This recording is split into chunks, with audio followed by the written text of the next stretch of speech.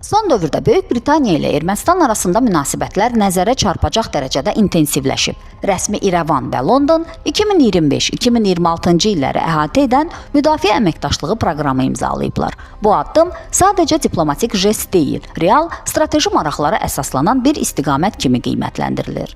Böyük Britaniya Azərbaycandan sonra Ermənistanda da hərbi ataşe təyin edib. Bu Londonda Cənubi Qafqazla bağlı balanslı siyasət qurmaq niyyətindən xəbər verir. Xüsusilə Ermənistanın baş naziri Nikol Paşinyanın Britaniyanın xarici kəşfiyyat xidməti M16-nın rəhbəri Richard Moore'la görüşləri diqqət çəkir. Rəsmi məlumatda təhlükəsizlik məsələlərinin müzakirə olunduğu bildirilir. Lakin bəzi ekspertlər bu təmasları Qərbin Ermənistan üzərində təsirini artırmaq cəhdi kimi dəyərləndirir. Paşinyan hökumətinin Zəngəzur dəhlizi məsələsində hələ də destruktiv mövqe sərgiləməsi ehtimalı da istisna edilmir.